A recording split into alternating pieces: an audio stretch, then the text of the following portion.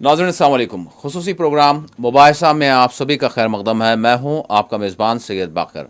नाज़रीन, आज हम अपने मुल्क में जिस तरह का माहौल बन रहा है इस हवाले से बात करेंगे और ज़रूर ये समझने की कोशिश करेंगे कि देश आखिर जा किस तरफ रहा है। बहरहाल, अगर हम अपनी आज़ादी की बात करें, जिस तरह से हमने अंग्रेज़ों से आज़ादी हासिल की थी और हमारे जो मुजाहिदीन आज़ादी थे, उन्होंने जो ख्वाब देखा था, जिस तरह के सुनहरे और आज़ाद भारत के ख्वाब उन्होंने देखे थे, क्या वाकई हम उस ख्वाब की तकमील की तरफ बढ़ रहे हैं या फिर हमारा रास्ता कुछ और हो चुका है? बहरहाल, उस वक्त से लेकर अगर अभी तक देखें तो मुल्क की जो दूसरी बड़ी आबादी है वो कई एक हम कहेंगे कि नशेब व फराज से ज़रूर गुजरी, लेकिन अभी जिस वक्त से ये गुज़र रहे हैं तो इस हवाले से मुख्तलिफ़ ख़दशात, अंदेशे और ख़तरात का इजहार किया जा रहा है। बहरहाल, हमारे मुल्क में एक हम ये कहेंगे कि बदकिस्मती का मामला ये रहा कि जब भी इंतखाबात आए तो हमने ये देखा कि बजाय तरक्की के मामलात, अवामी मसाइल को हल करने वाले मामलात, खुशहाली किस तरह से लाई जाए, ये मुद्दे रहने के बजाय हमने देखा कुछ अरसे में बिलखुसूस कि मुद्दे कुछ और रहे। यानी मजहबी तौर पर लोगों को बांटने वाले मामलात, नफ़रत फैलाने वाले मामलात और दहशत और वहशत के मामलात। तो ये कहा जाता था, अगर हम थोड़ा सा कुछ दहाई पहले अगर बात करें, यानी 1992 से पहले की भी अगर बात करें, तो बड़े बुजुर्ग ये बोला करते थे कि भाई मामलात ये जो हैं, ये जो नफ़रत का माहौल दिख रहा है, ये बस इंतखाबात के मौके तक है और ये आर्जी मामला है, इसके बाद सारी चीज़ें ख़त्म हो जाएंगी। बहरहाल, वक्त गुजरता गया और ये कहा जाता रहा कि जो नफ़रत फैलाने वाले हैं, अगर इन्हें इख्तिदार मिल जाएगा तो वो सारे मुद्दे, चाहे वो हम 1992 में जो कुछ हुआ था उस हवाले से हो या फिर दीगर मामलात हो, ये सारी चीज़ें जो है ठंडे पड़ जाएंगे। ऐसा नहीं होगा जैसा जिन ख़तरात का इजहार किया जा रहा है। बस इख्तिदार चाहिए, इन्हें इख्तिदार मिल जाएगा तो सारी चीज़ें ख़त्म हो जाएंगी। बस उसी के लिए इंतखाबात के मौके पर ये लोगों को बांटने की कोशिश की जाती है। लेकिन आज सवाल लोग ये कर रहे हैं कि ये क्या टेम्पररी बुनियादों पर सारे नफ़रत के मामलात थे या फिर अब ये एक मुस्तकिल जो है हमारे मुल्क की सियासत का या हमारे मुल्क के समाज का, क्या ये एक हिस्सा बन चुका है? और आज जहां हम खड़े हैं अब हम किस तरफ जा रहे हैं? क्योंकि पिछले चंद दिनों में अगर हम देखें तो वो चीज़ें, वो मामलात नफ़रत फैलाने के हुए हैं जिसको बयान भी करने से हम कासिर हैं, जिसको दिखाने से भी हम रूल्स एंड रेगुलेशन के तहत जो है कासिर हैं, इसलिए कि उसमें इतनी नफ़रत फैलाई गई, यहाँ तक कि जेनोसाइड की बात कर दी गई और बहुत कुछ कहा गया और इसके साथ साथ एक फ़िरक़े को जिस तरह से निशाना बनाया जा रहा है, तो उस हम कहेंगे कि तबके में, बल्कि मुल्क की दूसरी बड़ी आबादी में एक बेचैनी हम महसूस कर रहे हैं। तो बहरहाल, इसी हवाले से आज के इस प्रोग्राम में हमने दावत दी है डॉक्टर अर्शी खान साहब को, प्रोफेसर, अलीगढ़ मुस्लिम यूनिवर्सिटी, दिफाई व सियासी तज्ज़ियाकार। डॉक्टर साहब अस्सलाम वालेकुम। वालेकुम अस्सलाम। डॉक्टर साहब, बहरहाल जो मुल्क की इस वक्त सूरत हाल है, इस हवाले से मुख्तलिफ़ चीज़ें बयान की जा रही हैं और एक बेचैनी जो है मुल्क की जो दूसरी बड़ी आबादी है वो महसूस कर रही है। जिस तरह से मैंने अपने इब्तिदाइया में कहा कि एक आर्जी तौर पर हुआ करता था, हमारे बड़े ये बोलकर इस बात को जो है थोड़ा सा दिलासा दिया करते थे कि भाई ये आर्जी है, टेम्पररी बुनियादों पर है। लेकिन जो माहौल अभी बन रहा है इसको आप किस तरह से देख रहे हैं, क्या कहेंगे इस हवाले से? देखिए, ये जो अभी हालात जो आपने बयान किए वो तो बिल्कुल सही है, लेकिन ये जो माहौल बन रहा है इसकी बुनियाद जो है वो सियासी बुनियाद है। जी। मतलब सियासी सतह पे ये चीज़ें हो रही हैं और लोग इस बात को समझ रहे हैं कि इस नज़रिए का या इस तरह की बातों को और इस तरह के धमकियों को देने का मकसद जो है वो मतलब समाजी नहीं है जी। और ना ही वो कहा जाए मोरलिस्टिक है, जिसको कहा जाए कि मोरलिस्टिक है या एथिकल है, बल्कि पूरा जो है वो सियासी इसका जो है पैनोरामा है, सियासी इसका पर्पस है, जी। इसका और इसके पीछे एक मफाद है।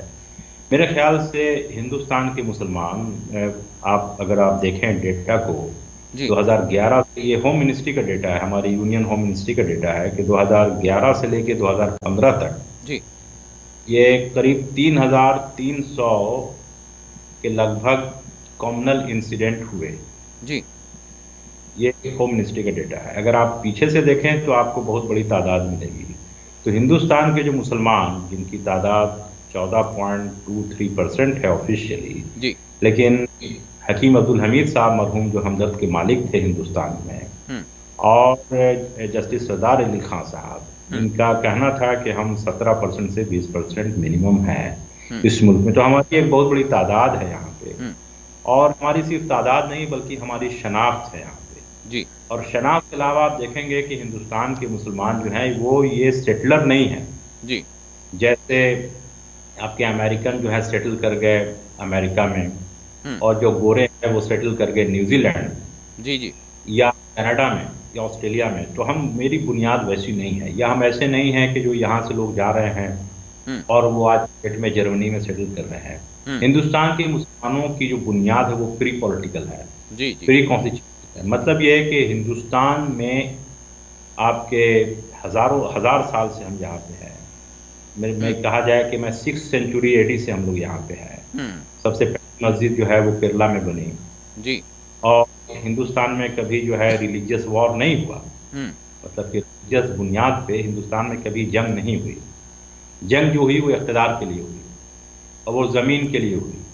लेकिन जी। यूरोप में आप देखेंगे कि जंग जो है वो रिलीजियस लेवल पे हुई, प्रोटेस्टेंट में और कैथोलिक में। हम्म। तो ये जब जंग हो रही थी यूरोप में 16th सेंचुरी और 15th और 17th सेंचुरी में, जी। जी। तो वही लोग भाग रहे थे अमेरिका और आपके कनाडा, वहाँ जाके सेटल कर रहे थे। प्रोटेस्टेंट और कैथोलिक के बीच में काफ़ी जंगें हुई, बेल्जियम में, नीदरलैंड में, हॉलैंड में, फ्रांस में, जर्मनी में हम्म। काफ़ी मारकाट हुई वहाँ पे। लेकिन आप देखेंगे कि एशिया में, अफ्रीका में जो है ये कभी भी मजहब जो है वो बुनियाद नहीं बना।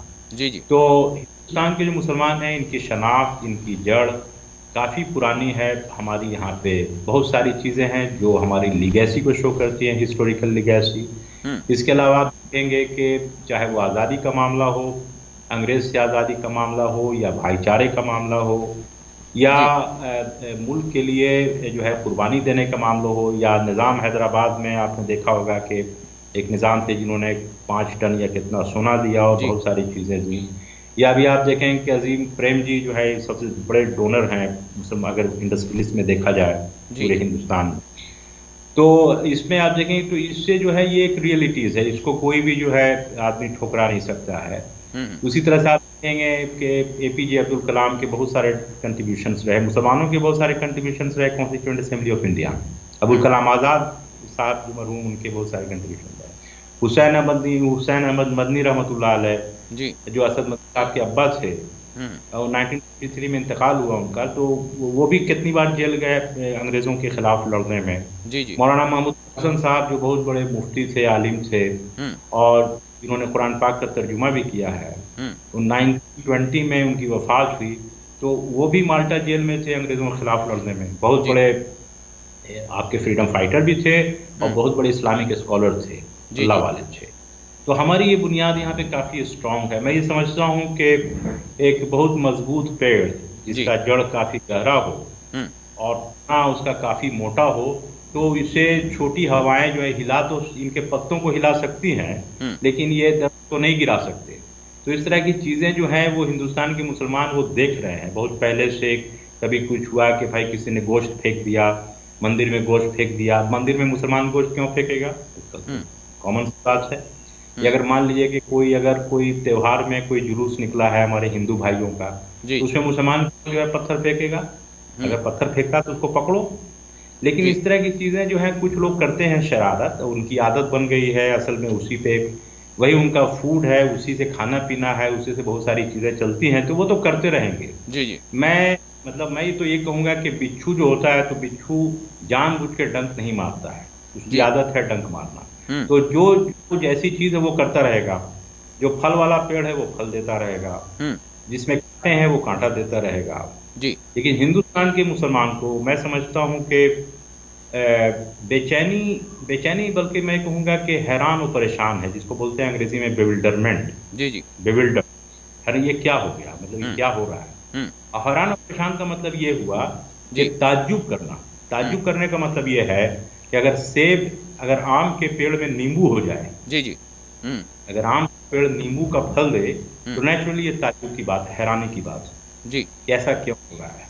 इसलिए हम्म। कि हमारे मुल्क में जो सियासी निज़ाम है, जी। वो वफ़ाक़ी निज़ाम है और जमहूरी निज़ाम है। जी। बिल्कुल। जमहूरी वफ़ाक़ी निज़ाम, रूल ऑफ लॉ, आपके हमारे इंडिपेंडेंट जुडिशरी है, जी। जुडिशियल रिव्यू का पावर है, जी। मल्टी कल्चरल सोसाइटी है, हुँ। मल्टी लेवल गवर्नमेंट है हमारे यहाँ, यूनियन गवर्नमेंट है, स्टेट गवर्नमेंट है, लोकल सेल्फ गवर्नमेंट है। जी। और तो इन सब चीज़ों के बावजूद भी ये चीज़ें जो हैं अगर हो रही हैं इस तरह की, जी। इतना बड़ा पुलिस का निज़ाम है, इतना बड़ा जो है इंटेलिजेंस का निज़ाम है, डोमेस्टिक इंटेलिजेंस, इसके बावजूद भी ऐसी चीज़ें हो रही हैं जो एक तरह से क्राइम है आईपीसी में, सीआरपीसी में, जी। इंडियन पिनल कोड आप देखेंगे या खुद कॉन्स्टिट्यूशन में। तो मैं जी। समझता हूँ कि ये जो बॉल है ये मुसलमानों के कोर्ट में नहीं है, ये बॉल तो आपके सरकार के कोर्ट में है, और सरकार की जिम्मेदारी बनती है इस पे, जी। इसलिए वो पावर में है, इक़्तिदार में है। तो इक़्तिदार का मतलब, पावर का मतलब डेमोक्रेसी में क्या होता है? पावर जी। का मतलब डेमोक्रेसी में ज़िम्मेदारी होती है। हुँ, हुँ।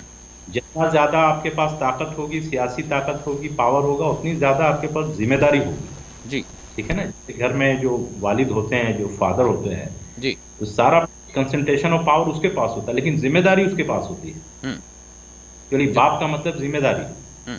तो ये जो सरकारें हैं, चाहे हुँ। वो यूनियन गवर्नमेंट हो, स्टेट गवर्नमेंट हो, जी। तो ये इसकी ज़िम्मेदारी बनती है।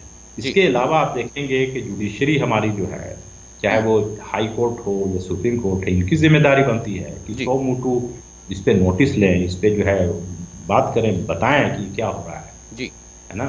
तो और इसके अलावा जो मीडिया है, इस मीडिया का मतलब क्या होता है? मीडिया का मतलब थोड़ी कि फेक न्यूज़ आप फैलाइए। हुँ। मीडिया जो है वो थोड़ी कोई प्लेटफ़ॉर्म है कि किसी एक मतलब के ग्रुप के खिलाफ या किसी कम्युनिटी के खिलाफ, मुसलमानों के खिलाफ आप नफ़रत फैलाइए। मीडिया का काम ये है कि जो सही चीज़ें हैं उसको आप मंज़र-ए-आम पे लाइए, जी। जी। उसके सामने पेश कीजिए लोगों के सामने, और जो मुल्क के लिए और तमाम लोगों के लिए जो फ़ायदेमंद चीज़ है उसको उठाइए, उसको ऊपर उठाइए। तो ये जी। मीडिया की भी ज़िम्मेदारी है कि भाई ये करें। तो इस तरह के हादसात तो होते रहेंगे, मैं समझता हूँ कि ये तो ट्रेंड बन रहा है, जी। लेकिन ये काफ़ी अफ़सोसनाक है ट्रेंड। जी। डॉक्टर साहब, अब यहाँ पर बात ये है, जिस तरह से आपने अदलिया की बात की, आपने हुकूमत की बात की और आपने साथ ही साथ मीडिया की बात की, और फिर जो अमन और ज़ब्त की बहाली के लिए जो जो ज़िम्मेदार इदारे हैं उनकी बात की। अब यहाँ पर आम जी, यानी मुसलमानों की जानिब से मेरे सवालात नहीं है, बल्कि लोगों की जानिब से जो सवाल उठ रहे हैं, जो सवाल करते हैं, जी, वो सवाल ये हैं कि भई आप जितनी बातें कह रहे हैं, यानी एक आम मिसाल ये है कि जिसकी लाठी उसकी भैंस। हालाँकि जमहूरियत में ये होना नहीं चाहिए, लेकिन इसके बावजूद इस तरह का माहौल नज़र आ रहा है। अब सरकार ही के हवाले से सवाल किया ये जाता है कि भई आप जिससे उम्मीद जता रहे हैं, जिसके हवाले से आप जिसको कह रहे हैं कि ये उनकी ज़िम्मेदारी है और उनको इस तरह के माहौल पर कंट्रोल करना होगा और ये सारी ख़ामियाँ जो पैदा हो रही हैं, इसको दूर करना होगा। लेकिन यहाँ पर सवाल ये किया जा रहा है कि जब जिनके हाथ में इक़्तिदार हैं, उन्हीं का एक ख़ास एजेंडा है, और वो आज का नहीं है बल्कि पहले ही से तयशुदा है, और एक-एक करके वो आगे बढ़ रहे हैं। तो अब इस तनाज़ुर में जो आम लोग हैं, वो यानी अगर माज़ी में अगर हम देखें, चाहे वो 1992 का वाक़या हो, सानेहा हो, या फिर उसके बाद के मामलात हों, यहाँ तक कि अब तो सूरत हाल ये है, जो बेचैनी का इज़हार करते हुए सवाल कर रहे हैं वो ये है कि अब तो जो पर्सनल लॉज़ हैं, उसमें भी कानून के ज़रिए भी जो है मुदाखलत हो रही है, और फिर सड़कों पर मॉब लिंचिंग हो रही है, और फिर साथ ही साथ एक ख़ास एजेंडे को जो है आगे बढ़ाया जा रहा है, और बाज़ाब्ता तौर पर जिस तरह से टारगेट किया जा रहा है एक कम्युनिटी को, उस पर जो हुकूमत की खामोशी है। तो फिर अब यहाँ पर सवाल ये हो रहा है कि हम मतलब क्या समझें इस माहौल को? देखिए ये जो देखिए कोई भी ग्रुप या कोई भी लोगों का ग्रुप किसी के भी खिलाफ जी। अगर नफरत की बात करता है, उसके मजहब को गाली देता है, तो वो टेररिज्म है, वो दहशतगर्दी है। हुँ। मैं किसी का नाम नहीं ले रहा हूँ, लेकिन कोई भी जमात, कोई भी ग्रुप जी। या फर्द किसी दूसरे मजहब को और उनके लोगों को जी। गाली देता है या उनको धमकी देता है जान से मारने की, हाँ। या लोगों को उकसाता है, तो ये सबसे ओपन सबूत है दहशतगर्दी का। हुँ। और मैं समझता हूँ कि जो भी चीज़ें हो रही हैं, जी। आप देखें पूरे मुल्क में सबसे बड़ा जो विक्टिम है हुँ। दहशतगर्दी का, वो कौन है हिंदुस्तान में? वो मुसलमान है। जी। सबसे बड़ा जो जिसको कहा जाए शिकार दहशतगर्दी का, हुँ। वो मुसलमान है। हुँ। इस चीज़ को अभी लोगों ने नहीं उभारा है, इस चीज़ पे डिस्कशन नहीं होता, इसलिए कि यहाँ पे या किसी मुल्क में होता ये है कि दहशतगर्दी को आप किसी ख़ास तबके से मुंसलिक करते हैं। ये हुँ। भी एक सियासी चीज़ है। हम्म। अगर आप सन 2000 के अमेरिका के स्टेट डिपार्टमेंट के रिपोर्ट को देखेंगे, स्टेट डिपार्टमेंट का मतलब फॉरेन अफेयर्स, जी जी अमेरिका का जो रिपोर्ट है सन 2000 का, जी। तो उसमें दहशतगर्दी को मुंसलिक किया गया था मार्क्सिस्ट ग्रुप से, हम्म जो हम्म लेफ्टिस्ट ग्रुप है, और वो दिखाया गया था कि कहाँ हो रहा है भाई, तो लैटिन अमेरिका में हो रहा है। हम्म। एक जमाने में खुद अमेरिका में जो कम्युनिस्ट पार्टी के लोग होते थे, कम्युनिस्ट लोग, जी उनको जो है दहशतगर्द और जो है गद्दार समझा जाता था। जी जी इसके अलावा आप देखेंगे कि जो कोल्ड वॉर था उस जमाने में भी जो है, कोल्ड वॉर के दौरान जो है वो रशियन सोवियत को ये वो मतलब थ्रेट टू पीस मानते थे। जी जी। तो ये तो सियासी चीजें हैं, ये चल रही हैं। हाँ। लेकिन इसमें अब देखिए, जैसे मॉब लिंचिंग है, तो मॉब लिंचिंग तो है नहीं, ये मॉब तो होता नहीं है, हम्म। ये तो ऑर्गेनाइज ग्रुप है, जी जी। और लोग जानते हैं कि ये किनसे मुंसलिक हैं, हाँ। और वो ये भी जानते हैं कि उनके खिलाफ कोई एक्शन नहीं होगा। हम्म तो ये तो एक्सपोज कर रही है ना, ये जितनी भी चीजें ये एक्सपोज कर रही हैं हम्म। कि रियलिटी क्या है ग्राउंड पे। जी जी इसमें 50-100 लोगों की अगर मौत हो जाती है जी। इस दहशतगर्दी से, हाँ तो इसमें जो दहशतगर्दी फैला रहा है हाँ हाँ। वो खुद एक्सपोज कर रहा है, वो खुद पूरी दुनिया देख रही है कि भाई क्या चल रहा है।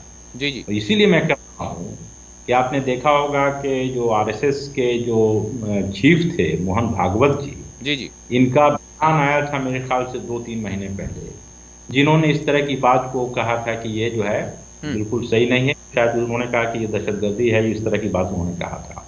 हम्म तो आज के डेट में मैं समझता हूँ कि ये लोग जो अपने ऊपर जिम्मेदारी उठा करके हम्म। गैर जिम्मेदाराना अंदाज से एक खास तबके के खिलाफ, मुसलमानों के खिलाफ जो ये काम कर रहे हैं, जी और इसमें जो साथ दिया जा रहा है आपके सोशल मीडिया ने जो साथ दिया है, जी जी। देखिए सोशल मीडिया उसको अपलोड करता है, हाँ। उसको जो है आपके डिसलॉज नहीं करता, हम्म उनके अकाउंट को खत्म नहीं करता, हम्म। और एक तरह से प्रोमोट कर रहे हैं वो। जी बिल्कुल। लेकिन इससे जो है, इससे मेन मकसद इसका ये है, देखिए जी। मेन मकसद ये है कि ये कुछ ऐसे जहनियत, देखिए जहनियत से आप नहीं लड़ सकते, हम्म। आप लाठी डंडे से लड़ सकते हैं। जैसे बॉर्डर पे लड़ाई होती है भाई, एक फौज उनकी एक फौज हमारी, जी जी। तो आप उसमें असलहा से लड़ सकते हैं। हम्म। लेकिन कोई आदमी किसी का जहन अगर खराब हो जाए तो आप उससे क्या लड़ सकते हैं? जी। अगर किसी पागल आदमी को आप मारेंगे तो बोलेगा और मारो। हम्म। तो यहाँ पे जो परेशानी है कि कुछ तबके जिनकी जी। जहनियत खराब हो चुकी है, जो हम्म। बिल्कुल ही मतलब उनका नजरिया बिल्कुल बदल गया, तो वो प्रॉब्लम ये कर रहे हैं। मैं समझता हूँ कि इस चीज को हुकूमत रियलाइज कर रही है, हम्म। इस चीज को हुकूमत रियलाइज कर रही है। हो सकता है कि वो मान रही है या लेकिन नहीं डॉक्टर साहब मान रही यहाँ है, पर लेकिन कहीं हुकूमत कहीं आप रियलाइज करने देखेंगे। से बढ़कर बात ये हो रही है, जिस तरह का मतलब लोगों का कहना है, जो लोगों का एहसास है वो ये है कि हुकूमत को खुद जो है वो कटघरे में रखते हैं। नहीं, वो देखिए, वो तो हुआ ये, आपको मैं बताऊं, अगर आप देखेंगे, एक होता है ना स्नोबॉल इफेक्ट, जी। एक होता है कि भाई जिस तरह से दादा ने किया उसी तरह से बाप ने किया, फिर बेटे ने किया। हम्म। अगर आप देखेंगे कि महात्मा गांधी का जो कत्ल हुआ था, जी। तो महात्मा गांधी भी हिंदू थे, हम्म। और जो मारने वाला था वो भी हिंदू था, जी। लेकिन उसमें रियल हिंदू कौन थे? ऑब्वियसली ये भी महात्मा गांधी। है ना। तो लोग समझते हैं कि उसमें रियल जो रेडिकल होते हैं वो हिंदू, वो कोई भी धर्म नहीं होता, चाहे वो मुसलमान हो या हिंदू हो या क्रिश्चियन हो। हम्म। रेडिकल किसको बोलते हैं? रेडिकल उसको बोलते हैं जो नॉर्मेटिव लाइन से अलग चलता है। जी। रेडिकल उसको बोलते हैं कि जो मजहब की बात करे और मजहब की आड़ में लोगों को मारने की बात करे, उसको रेडिकल बोलते हैं। जी। भाई इस्लाम में तो ये रहा नहीं। भाई इस्लाम की, मुसलमानों की हुकूमत हिंदुस्तान में करीब 1000 साल रही। जी बिल्कुल। अगर मुसलमान हथियार का इस्तेमाल करते, तलवार का इस्तेमाल करते, तो सारे लोग मुसलमान होते हैं। हाँ। मैं ये अपनी बात नहीं कर रहा हूँ, ये प्रोफेसर रशीदुद्दीन खान साहब ने इंडिया इंटरनेशनल सेंटर में कहा जी जी। 1992-93 में। हाँ हाँ। ये बात हकीकत है। हम्म। आप बीएन पांडे साहब की किताब देखिए कि उसमें हजरत औरंगजेब रहमतुल्लाह अलैह ने, उन्होंने कितने इंडाउमेंट जो है मंदिरों को दिए, जी जी। और बहुत ऐसे मज़ार जो फेक थे उसको भी ढाया, हम्म हम्म। उसको अलग से। तो हुआ ये है कि हिंदुस्तान में, इस मुल्क में कभी भी मजहब की बुनियाद पे झगड़े नहीं, झगड़े तो हुए लेकिन मजहब की बुनियाद पे जंगें नहीं हुई। हाँ हाँ। हम्म। इख्तिदार के लिए हुआ, भाई हम्म। मेरी मान लो और मुझे बादशाह मान लो, इसके लिए हुआ। हम्म। कभी भी आपके जो है दो कम्युनिटी के बीच में नहीं हुआ। ये चीजें नई शुरू हुई हैं। जी। ये इसलिए ये शुरू नहीं हुई है बल्कि इसकी बात कही जाती है। हम्म। जैसे बच्चों को देखिए कहा जाता है कि कौवा कान लेके भाग गया। हाँ। बच्चों कहते हैं कौवा कान, तो जी। हमें कौवे को नहीं देखना, हमें कान को देखना है। हम्म। अगर कोई कह रहा है कि इनको खत्म कर दो, मार दो, हम्म। तो ये वो अपने जहनियत को दिखा रहे हैं। हम्म। इससे हमारे हिंदू भाई खुद परेशान हैं। जी। बहुत बड़ा तबका है हमारे हिंदू भाइयों का, बहनों का, जो इस बात को रियलाइज कर रहे हैं कि ये क्या, कौन सा लैंग्वेज इस्तेमाल कर रहे हैं। हाँ। अब फॉर एग्जाम्पल, जैसे मैं एक एग्जाम्पल देता हूँ वसीम रिजवी का। जी जी। जो बहुत काफी जतेंद्र बन मीडिया गया। में जी। तमाम। अब मैं देखिए अब नाम नहीं ले रहा हूँ, जी। लेकिन मैं एक आम बात कर रहा हूँ कि अगर कोई भी आदमी अगर क्लेम करता है कि मैं फलां रिलीजन से बिलोंग करता हूँ, फलां मजहब से बिलोंग करता हूँ, जी। या फलां मजहब का मैं मानने वाला हूँ, जी। और उसी मजहब के खिलाफ में बोले, उसी हम्म। मजहब को गाली दे, हम्म। तो मजहब से तो अपने आप निकल गया। निकल गया। जी। अब फिर वही आदमी, मैं नाम नहीं ले रहा हूँ, फिर वही आदमी एक ऐसे आदमी के पास जाए हम्म।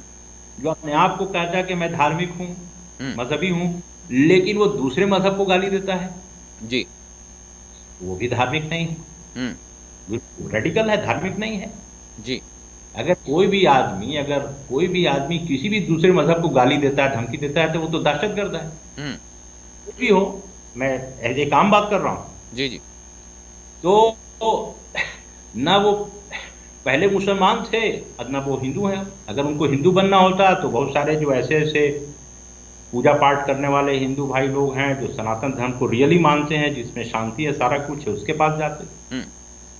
वहां थोड़ी जाते जहां से जो है सिर्फ आग और इस तरह की जो है नफरत। खतरे की बात और धमके की बात निकलती है। हम्म। तो आप ये देखेंगे कि जैसे नेहरू थे, गांधी थे, पटेल तो थे, सरदार हम्म। वल्लभ भाई पटेल। हम्म। उन्होंने कभी भी इस्लाम और मुसलमानों के खिलाफ बोला क्या? हम्म। ताकि वो अपने मजहब में काफी मजबूत थे। हम्म। गांधी भी एक काफी कंजर्वेटिव हिंदू लीडर थे, लेकिन यकीन। उन्होंने कभी भी डॉक्टर साहब मुसलमानों यहाँ के पर खिलाफ एक नहीं एक बोला। छोटा सा हम ब्रेक लेंगे डॉक्टर साहब। ब्रेक के बाद हम ठीक। दोबारा जो है अपनी बातचीत का को कंटिन्यू रखेंगे। नाज़रीन यहाँ पर एक छोटा सा हम ब्रेक लेते हैं।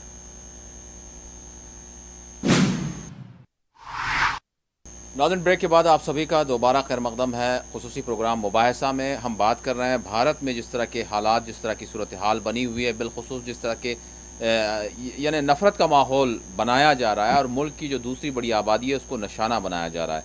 हमारे साथ प्रोग्राम में शामिल हैं हमारे मौजूद मेहमान डॉक्टर अर्शी खान साहब।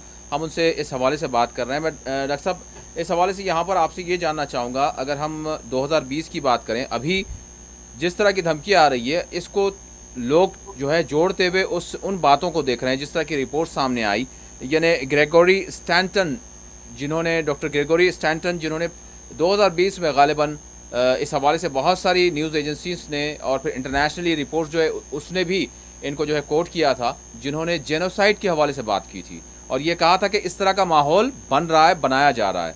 और उसी तनाजुर में अगर देखें तो आज जिस तरह की धमकियाँ दी जा रही है जेनोसाइड से मुतालिक, जेनोसाइड नस्ल कुशी के हवाले से, तो क्या ये चीज़ वाकई लोगों में एक खौफ और या फिर हम कहेंगे कि एक बेचैनी नहीं पैदा करेंगे? नहीं, देखिए कुछ कुछ तो सेक्शन में इस तरह की बातें चल रही हैं, लेकिन मैं ये कहना चाहूँगा कि ख़ास करके हमारे मुल्क में देखिए इन चीज़ों पे बहुत ठंडे दिमाग से सोचने की ज़रूरत है। जी। कुछ सोशल मीडिया के कुछ लोग या उससे जो मुंसलिक हैं कुछ लोग, कुछ सियासी पार्टियां हैं, कुछ सियासी गुट हैं जी। जो मुसलसल इस कोशिश में लगे हुए हैं कि इस तरह की बातें हों, नफ़रत का माहौल बने, नफ़रत फैले, उसको बेचा जाए कमोडिटी की तरह। लेकिन एक सबसे देखिए दो चीज़ें इसमें बुनियादी चीज़ें हैं। एक तो ये है कि इसकी मार्केटिंग की जा रही है। किसी चीज़ की मार्केटिंग करने का मतलब ये नहीं है कि वो प्रोडक्ट जो है वैल्यू प्रोडक्ट है। ठीक है ना? अब जैसे कि आजकल डिजिटल मार्केटिंग चल रही है कि जो भी क्लासेस हैं ऑनलाइन हो रहे हैं। हाँ। तो ऑनलाइन क्लासेस जो हैं वो फॉर्मल क्लासेस को रिप्लेस नहीं कर सकते। जो लेकिन फिजिकल डॉक्टर साहब, जो प्रेजेंस में जो कहा जा रहा है क्लासेस वो होते हैं। किया जा रहा है, अक्सर और बेशतर देखा ये जा रहा है कि जो एजेंडे के तहत पिछली 3 दहाइयों में अगर हम देखें तो जो कहा गया था उसको किया गया, और अब तो बड़ा तेज़ी से जो है वो सारे जितने भी अहदाफ हैं, टारगेट्स हैं, उस पर आगे बढ़ा जा रहा है, न सिर्फ कहा नहीं जा रहा। देखिए, सबसे पहली बात, एक ज़माना था जी। कि कहा जाता था कि जो आइन को बदल दिया जाएगा। हाँ। हिंदी में बोलते हैं संविधान, अंग्रेजी में बोलते हैं कॉन्स्टिट्यूशन। हम्म। तो आइन को कितना बदला गया? भाई ज़्यादा से ज़्यादा 370 को आप देखेंगे, हम्म। तो 370 में भी अगर सुप्रीम कोर्ट स्टैंड ले ले, जी। तो चूंकि फेडरलिज्म जो है वो basic features of the constitution है, आप उसको हटा नहीं सकते। इसलिए कि 370 के अलावा और भी स्टेट्स हैं जिनके पास स्पेशल स्टेटस है। जी। वो नॉर्थ ईस्ट स्टेट्स हैं। हम्म। 371 है, जी। 371 ABCDEFGHI तक है। जी। तो सिर्फ 370 नहीं है। हम्म। आपने एक जगह आपने एक्शन ले लिया, दूसरी जगह नहीं लिया। हम्म। या तो आप सभी जगह खत्म कर दें, हम्म। जैसे स्क्रैप किया आपने 370 को, 371 से लेके जितने हैं आपके वो खत्म कर दें, हम्म। या नहीं तो रिस्टोर कर दें। नहीं डॉक्टर साहब, नहीं करेंगे ना, सिलेक्टिव करेंगे, सिलेक्टिव काम हो रहा है। मैं आपको बताऊं, अब जैसे फॉर एग्जाम्पल ट्रिपल तलाक है। जी। ट्रिपल तलाक पे आपने जो है बड़ी हमदर्दी पेश की कि भाई हमने जो है बड़ा सोशल जस्टिस का काम किया मुसलमान औरतों के लिए। जी। बहुत सारी मुसलमान औरतें हैं जो अभी भी मतलब विक्टिम हैं दंगे की, लिंचिंग की, और उनको इंसाफ नहीं मिला है। जी। ठीक है, तो ये तो डिस्क्लेमर है, ये तो खुद अपने आप चीज़ों को शो कर रहा है। हम्म। इसके अलावा आप देखेंगे कि जो है सिटीजनशिप बिल आपने पास कर, उससे क्या हो गया? एक हल्ला हुआ कि लोग डिटेंशन कैंप में चले जाएंगे। जी। भाई डिटेंशन कैंप में आज के डेट में 1100 से ज़्यादा लोग नहीं हैं। हम्म। यहाँ तो मुजरिमों को रखने के लिए जो है जेल में जगह नहीं है। जी। अब किसी भी कंट्री में आप 200-300 मिलियन को कहाँ से रख पाएंगे? हम्म। आप जीडीपी को कहाँ से संभाल पाएंगे? हम्म। इसलिए जेल में तो सारी चीज़ें फ्री हैं। जी। हिंदुस्तान का जो मुसलमान है वो तो 80% से ज़्यादा पुअर है। जी। तो भाई जेल में तो सारी चीज़ें फ्री हैं। तो ये कहने की बातें होती हैं, जैसे कौवा कान लेके उड़ गया। जी। अब कौवे को नहीं देखना है कि हम ख़त्म कर देंगे। आपको याद होगा कि सन 2014 में एक हवा उड़ी जी। कि मुसलमान जो है 2021 तक घर वापसी हो जाएगी, ख़त्म हो जाएंगे। ख़त्म हो गया क्या? भाई यहाँ पे 2-4 मुसलमान हैं, जैसे कि आर्मेनिया में 25-30 मुसलमान, ऐसा थोड़ी है। हम्म। यहाँ पे 200-300 मिलियन की आबादी है। हम्म। ये इतनी बड़ी आबादी है कि इसमें कहा जाए कि करीब 20 से 25% तो हम यहाँ पे हैं। जी। हमारी शर्तें हैं, हम कोई नए सेटलर हैं नहीं। हम्म। जैसे वो हैं वैसे हम हैं। हम्म। जितनी गहरी बुनियाद उनकी उतनी मेरी है। हम्म। किसी भी चीज़ देखा जाए, जी। वो आज के भी इसमें चल रहा है। अगर आप कोविड में देखें तो कोविड में मुसलमानों ने क्या नहीं किया, बहुत सारी कुर्बानियाँ दी। जी। भाई पैसे खर्च किए, लोगों का जो है वो अंतिम संस्कार होता है वो किया अपने हिंदू भाइयों का, जी। और ये दिखा रहे हैं लोग। लेकिन ये जो मार्केटिंग करने से होता ही है ना कि भाई इसमें कुछ यहाँ के जो लोग हैं वो ट्रेडिशनल लोग हैं, कुछ लोग खुश हो जाएंगे हम्म। कि भाई हमारे पास मसल पावर आ गया, मेरे पास ताकत आ गई, हम किसी को दबा सकते हैं, हम्म। तो वो वोट दे देंगे। इस तरह की एक मार्केटिंग ये हुई। जी। दूसरे में ये है, ये शो किया जा रहा है, ये दिखाने की कोशिश की जा रही है मुसलमानों को जी। कि आप दब के रहें, हम्म। आप झुक के रहें। हम्म। तो भाई मुसलमानों को ना झुकना है ना झुकाना है। भाई जी। कोई भी कम्युनिटी किसी भी जमहूरियत में उसको झुकने की क्या जरूरत है? हम्म। लेकिन ये कहा जाता है। जी। अब कोई दो दोस्त में अगर झगड़ा हो जाए जी। और एक दोस्त कहे कि मैं तुझे कल मार दूंगा, हम्म। अब वो जो दोस्त है वो घबरा जाए कि अरे भाई ये तो मार देगा कल। जी। ऐसा नहीं होता, ऐसा नहीं होता। इस तरह की चीज़ों में जहाँ पे ज़ात पात, जहाँ पे मजहब, जहाँ पे एथनिसिटी जी। और भी दूसरी चीज़ों का जब इस्तेमाल सियासी तौर पे जब होता है, जी। तो ये चीज़ें आती हैं। हम्म। इससे भाई किसी को खुश करना है, हम्म। किसी को खुश करना है, वो वोटर्स हो या क्या हो। जी। तो इस तरह के कैलकुलेशंस होते हैं, लेकिन इन चीज़ों को देख के हमें घबराने की ज़रूरत नहीं है, हम्म। ना हमें डरने की ज़रूरत है। जी। इसका तीसरा मकसद ये है जी। कि ये मुसलसल तौर पे ये कोशिश की जा रही है कि हिंदुस्तान के जो पीसफुल मुसलमान हैं हाँ। उनको उकसाया जाए, उनको प्रोवोक किया जाए। जी। अगर आप देखेंगे मिलिटेंसी का हिस्ट्री आप देखेंगे हिंदुस्तान में, जी तो ये सिर्फ कश्मीर में आया। जी। और हाँ कश्मीर में भी आया तो एक ऐसे दौर में आया जब हिंदुस्तान में कोलिशन गवर्नमेंट का आगाज हुआ था 1989 में। जी उसी जमाने में आपके सोवियत विड्रावल हुआ था अफगानिस्तान से। जी उसी जमाने में बर्लिन जो है, बर्लिन वॉल गिरा था और दो जर्मनी एक हो गए थे। जी उसी जमाने में पूरे यूरोप में पॉलिटिकल रिवोल्यूशन आ गया था, वो सोशलिज्म से शिफ्ट हो रहे थे यूरोपियन यूनियन की तरफ, डेमोक्रेसी की तरफ। जी जी और हिंदुस्तान में भी आप देखेंगे कि यहाँ पे राम जन्मभूमि मूवमेंट चल रहा था, बड़ा उथल पुथल का माहौल था। हाँ। स्ट्रॉन्ग गवर्नमेंट नहीं आए। 1989 में वीपी सिंह आए, हम्म। उन्होंने ग्रेटर ऑटोनॉमी की बात की थी कश्मीर के लिए। जी उसके बाद एक साल के बाद जो है उनकी सरकार गिर गई और उसके बाद चंद्रशेखर ने गवर्नमेंट बनाया। जी उसके बाद 1991 से 1991 में आपके इकोनॉमिक स्लो डाउन आ गया अमेरिका इंडिया में। जी जी और इसी 1991 में इंडिया का रिलेशन मजबूत हुआ है आपके इजराइल से, इसलिए कि अमेरिका ने यह वादा किया था जी। और इजराइल ने वादा किया था हिंदुस्तान से हाँ। कि हम जो है पैलेस्टीनियन स्टेट बना के देंगे। हम्म। इसी वादे पे इंडिया ने फुल डिप्लोमेटिक रिलेशन एस्टेब्लिश किया था इजराइल से। जी। तो ये बहुत उथल पुथल का माहौल था। हम्म। उस जमाने में कश्मीर मिलिटेंसी आई, हम्म। ठीक है। जी उसके बाद आप इसके अलावा आप देखेंगे जो आम मुसलमान है हिंदुस्तान में, जी कश्मीर के अलावा जी। कहीं भी मिलिटेंसी नहीं है। हाँ।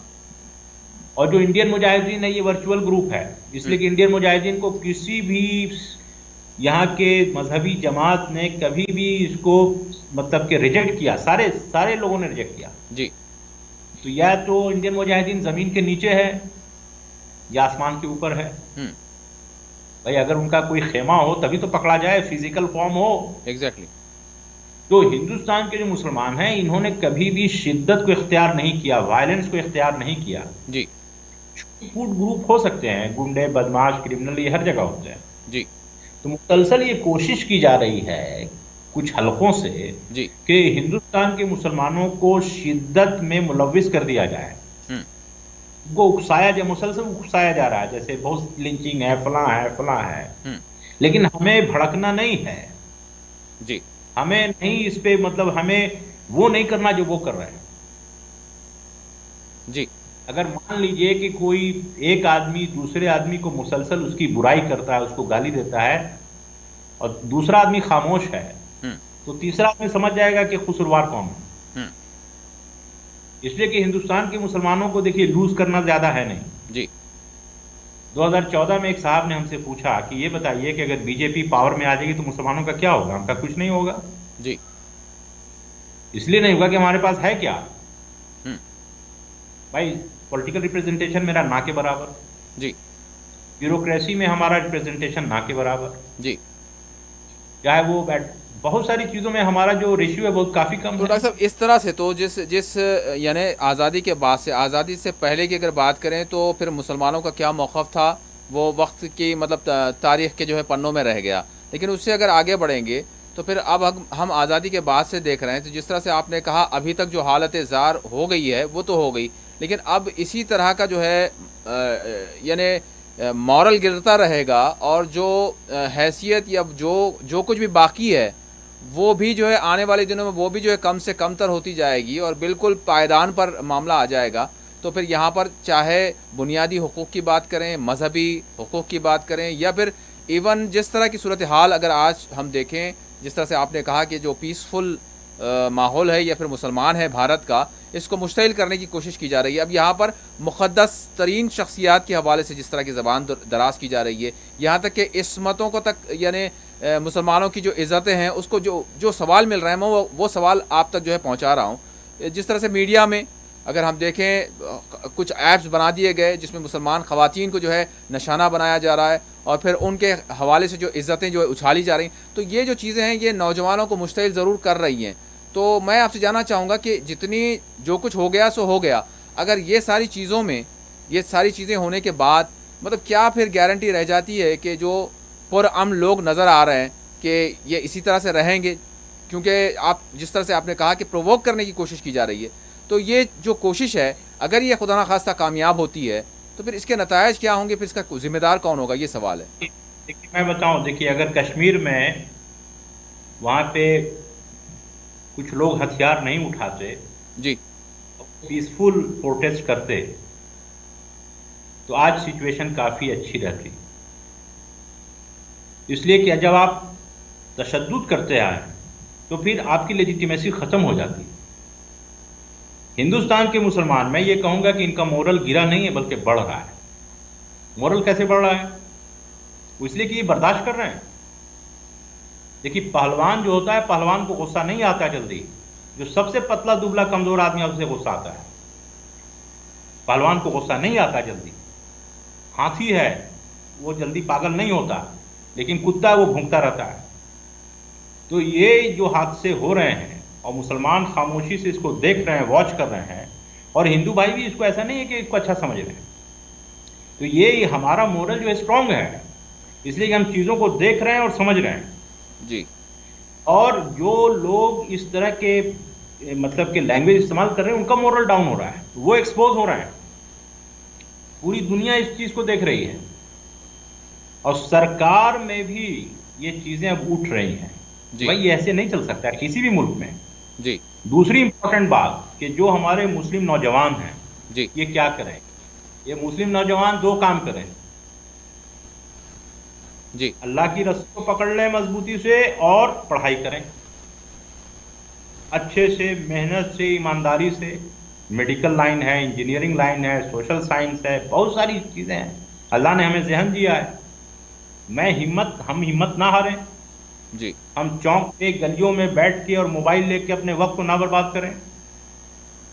और अननेसेसरी जो ऐप हैं और बहुत सारे जो फॉलो अप हैं आपके व्हाट्सएप पे और चैट पे अपना वक्त ना गुजारें, जी। बल्कि लाइब्रेरी में बैठ के काम करें। और डिस्क्रिमिनेशन की बात है, डिस्क्रिमिनेशन हर जगह है। जी। जब आदमी सब्जी लेने जाता है तो वो आलू देख के लेता है, जी। टमाटर देख के लेता है, अच्छे से अच्छा टमाटर लेता है। तो जब हमारे अंदर पोटेंशियल्स होंगे जी। तो नेचुरली हमारा सिलेक्शन होगा। जी। भाई तमाम चीज़ों का जो मालिक है वो अल्लाह है। यकीन। मेहनत करना मेरा काम, वो फल देने का जो है वो अल्लाह दे या ना दे उसकी मर्जी है। तो हमें हिम्मत नहीं हारना है। जी। अब एक इम्पॉर्टेंट बात मैं आपको बताना चाहता हूँ। हम्म। देखिए जब हमारे मुल्क में जमहूरियत आई जी। और 1949 में कॉन्स्टिट्यूशन बन गया, जी। तो ये लोग समझ रहे थे कि इंडिया का जो स्टेट है, इंडियन स्टेट जो है वो कॉन्स्टिट्यूशनल स्टेट होगा, जी। पॉलिटिकल स्टेट होगा, जी। रूल ऑफ लॉ होगा। इसमें इशू क्या होंगे? इसमें सिविक इशू होंगे, सिविक पॉलिटिकल कल्चर होगा, जी। डेवलपमेंट का इशू उठेगा। लेकिन ऐसा हुआ नहीं। हम्म। आप देखेंगे कि जब कांग्रेस का जमाना था तो कास्टिज्म आया। जी। आप देख रहे हैं ना, बिल्कुल। कास्ट पॉलिटिक्स हुई। जी। तो बिल्कुल। कास्ट पॉलिटिक्स हिंदुस्तान के, कास्ट जो है वो कास्ट फीलिंग हिंदुस्तान के पॉलिटिक्स में आ गई। इसलिए आप देखेंगे पार्टीज देखेंगे, मायावती की पार्टी है जी। उसमें खास तबका है कास्ट का। जी। लालू यादव की पार्टी है, मुलायम सिंह यादव की पार्टी है। उसी तरह से मुसलमानों की पार्टी आसाम में जी। या केरला में है। जी। तो जब जमहूरियत में जात और मजहब को लगा दिया जाए, जी। जैसे लकड़ी को लगाते हैं चूल्हे में, जी। तो जो लकड़ी की आग है वही बनेगी। तो वो उसी का इम्प्लीकेशन है ये।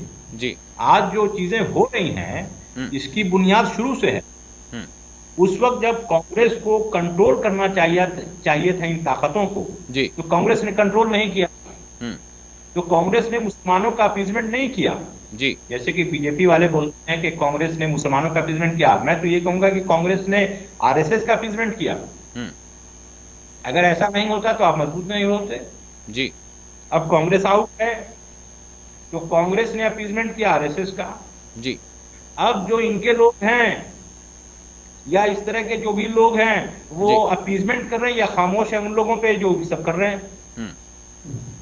लेकिन इन चीजों से ये होता है ना कि जी। कोई आदमी थूक दे तो हम डरते हैं। ये कोविड वाला है मामला। जी। जी। कि भाई कोविड का कोई पेशेंट है, आप बगल में है तो आपको पकड़ लेगा, ऐसा नहीं है। बहुत से घरों में ऐसा हुआ कि भाई पेशेंट है और दूसरा पेशेंट इन्फेक्टेड नहीं हुआ। तो इन तरह के धमकियों से, इनकी हरकतों से हमें घबराने की जरूरत नहीं है।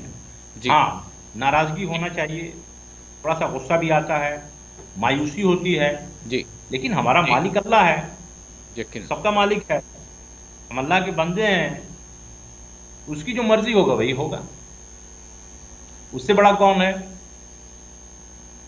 डॉक्टर साहब, इसके साथ मतलब अमली मैदान में ये तो बिल्कुल तवक्ल की बात है और बिल्कुल जो है यकीन रखने की बात है, लेकिन उसके साथ साथ किसी भी चीज़ के हासिल करने के लिए या फिर किसी भी हक़ के हुसूल के लिए या फिर किसी भी जो नेमत आपको मिल रही है या फिर आपके जो हुकूक हैं उसकी फ़राहमी के लिए फिर जो है हरकत की ज़रूरत होती है। तो फिर उस हरकत के हवाले से अगर हम इस बात को देखें, मेरा आखिरी सवाल होगा आपसे कि ये जो सूरत हाल, ये जो हालात अभी तक बन चुके हैं, जो हालात में एक उछाल अगर हम देखें 6-7 वर्षों में आई है, तो अब यहाँ पर क्या किया जाए? जिस तरह से आप कह रहे हैं, यकीनन उम्मीद को जो है नहीं छोड़ना चाहिए और उम्मीद जो है कोई भी मुसलमान नहीं छोड़ सकता। और अब यहाँ पर सवाल ये है कि रास्ता क्या हो? पॉलिटिकली देखिए, जो हिस्सेदारी है ये उसकी भी बात ये करें, तालीमी एतबार से बात ये करें, और जिस तरह के यानी जो वो अटैक्स हम कहेंगे कि जो ओरली हो रहे हैं, क़ानून के एतबार से हो रहे हैं, जो कुछ चल रहा है, तो ये जो सारी चीज़ें हैं, इसमें रास्ता क्या इसका तय्युन कर सकते हैं? सवाल यहाँ पर ये है। जी, इसमें देखिए, अगर हम देखिए, ये मैंने आपको बताया जो बेसिक चीज़ है, ये प्रोवोक करने की बात है। जी, प्रोवोक किस लिए किया जाता है? प्रोवोक किया इसलिए किया जाता है कि आदमी अपने डायरेक्शन से हट जाए। अभी देखिए डायरेक्शन क्या है, अभी बहुत सारी चीज़ें ओपनिंग हो रही हैं। जी, इस मुल्क में इंफ्रास्ट्रक्चर का डेवलपमेंट चल रहा है, बहुत सारे एजुकेशन इंस्टीट्यूशन खुल रहे हैं, जी, बहुत सारे डेवलपमेंटल एक्टिविटीज़ चल रहे हैं पूरे मुल्क में। जी, अब इसमें भाई इंजीनियर की ज़रूरत होगी, पढ़े लिखे लोगों की ज़रूरत होगी। अगर हम डायरेक्शन से हट गए और पढ़ना लिखना छोड़ दिया हमने, जी, तो हमारा ये जो अपॉर्चुनिटी है ख़त्म हो जाएगा, हमें लेगा कौन? जी, तो हमें पढ़ने को नहीं छोड़ना है, बल्कि उसमें और मजबूती पैदा करना है। जी, दूसरी चीज़ कि हुँ, अगर हम प्रोवोकेशन में आ गए, जी, तो सियासी लेवल पे जो हमारी मजबूती होगी वो ख़त्म हो जाएगी, जी, हम और टूट जाएंगे। इसके लिए ज़रूरी है, देखिए, तो एक चीज़ है, एक है आपके पोल, एक है वोटिंग पावर, एक है पोलिंग पावर। जी, जी, वोटिंग पावर ये है कि आप वोटर हैं, आपके पास आई कार्ड है, मैंने ले लिया, अब हम वोट देने नहीं गए, हुँ, बेकार हो गया। बिल्कुल, उसको बोलते हैं पोलिंग पावर। जी, आपको पोल करना है जा करके, तो अगर आप मायूस हो जाएंगे तो पोलिंग नहीं करेंगे, अगर आप मायूस हो जाएंगे तो आप किसी अच्छे पार्टी में ज्वाइन नहीं करेंगे।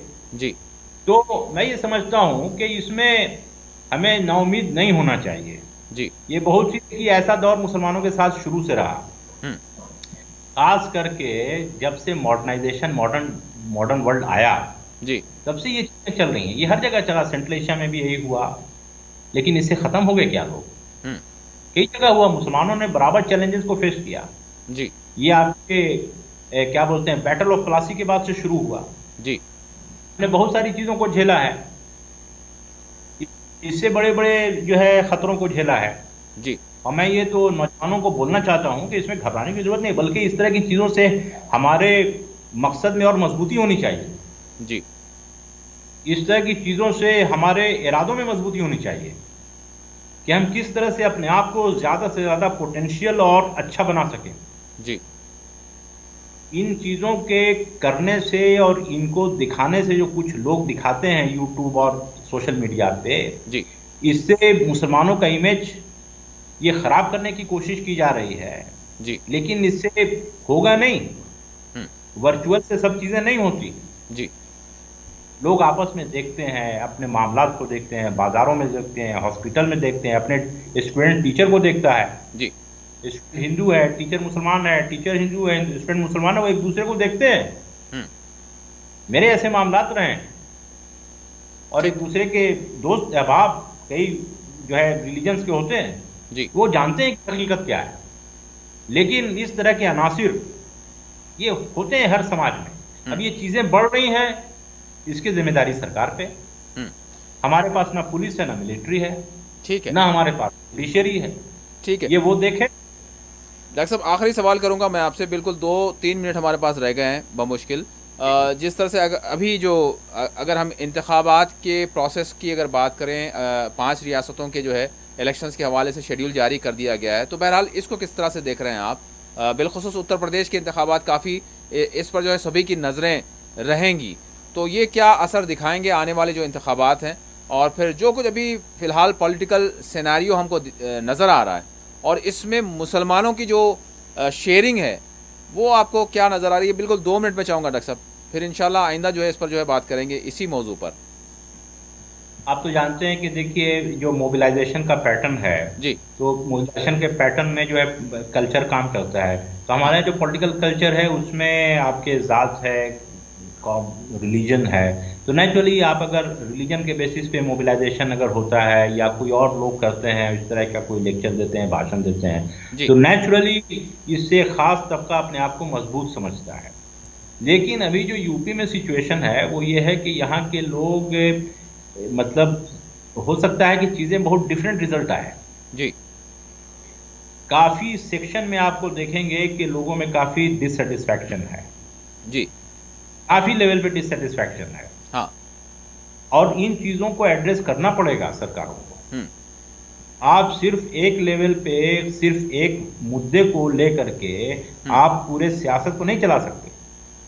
जी। बहुत सारे हादसे हुए, बहुत सारी चीज़ें हुई जिसमें सिर्फ मुसलमान इन्वॉल्व नहीं है, दूसरे लोग इन्वॉल्व हैं, जी। हमारे हिंदू भाई इन्वॉल्व हैं। जी। इसीलिए मैं हमेशा ये कहता हूँ कि नेचुरली अभी जो जो सिचुएशन बन रही है हाँ। यूपी में, हाँ। इसमें समाजवादी की अच्छी पोजीशन है। जी। समाजवादी की अच्छी पोजीशन है, हालांकि समाजवादी आइडियल पार्टी नहीं है, जी। बेस्ट पार्टी नहीं है, हुँ। लेकिन प्रैक्टिकली वायबल अभी है, हुँ। उससे कांग्रेस से ज़्यादा। जी। जी। तो अभी जो है बीजेपी को काफ़ी मेहनत करनी पड़ रही है। हुँ। इसलिए आपने देखा होगा अभी अभी अभी तो ये आचार संहिता लग गया, इसके पहले काफ़ी डेली जो है कुछ ना कुछ प्रोग्राम्स, पॉलिसीज, हो रही थी। बड़े बड़े फोटो एडवर्टीजमेंट्स आ रहे थे। जी, बिल्कुल। तो ये तो मोबिलाइजेशन हो रहा है, लेकिन मैं समझता हूँ कि अगर ईवीएम की जगह पे बैलेट पेपर आ जाता, हाँ। ताकि 17 पॉलिटिकल पार्टीज ने याचिका दायर की थी आपके सुप्रीम कोर्ट में, जी। जी। तो अगर बैलेट पेपर आ जाता हुँ। तो नतायज कुछ और अच्छे होते, जो पहले भी अच्छे होते। हुँ। लेकिन मैं समझता हूँ कि जो भी होगा इंशाल्लाह अच्छा ही होगा। ठीक। तो अगर अच्छा ना भी होगा तो उसमें भी अच्छा होगा, इसलिए कि अल्लाह ताला किसमें खैर निकाल दें। बिल्कुल। भाई देखिए, दुश्मन से भी फायदा हो सकता है, दोस्त से नुकसान भी हो सकता है। ये ठीक। तो अल्लाह की मर्जी थी। यकीनन। बहुत-बहुत शुक्रिया डॉक्टर साहब, आपने वक़्त दिया। नाज़रीन, देखने वाली बात यही है कि बहरहाल जो सूरत हाल है, जिस तरह से डॉक्टर साहब से बात हमने की, तो हालात तो वाक़ई तशवीशनाक हैं, लेकिन डॉक्टर साहब ने जिस तरह से कहा है कि उम्मीद है उसको कभी भी छोड़ना नहीं चाहिए। तो बहरहाल जिस तरह की सियासत, जिस तरह से अपने मफादात के लिए जो कुछ किया जा रहा है, ये देश के लिए तो किसी सूरत अच्छा नहीं हो सकता। अगरचे एक कम्युनिटी को, एक तबके को जो है निशाना बनाने की मुसलसल कोशिश की जा रही है, लेकिन सारे देश का इससे जो है नुकसान होगा, और जो हमारा मुस्तक़बिल है वो हकीकतन जो है मुख्तलिफ़ ख़तरात से दो चार हमको नज़र आता है। तो बहरहाल ये कब तक चलेगा, कैसे चलेगा, और फिर इस माहौल का ख़ात्मा कब तक होगा, इसका भी अंदाज़ा तो नहीं है। तो बहरहाल इसी के साथ ख़ुसूसी प्रोग्राम मुबाहिसा अपने अख्ताम को पहुँचता है। अल्लाह हाफ़िज़।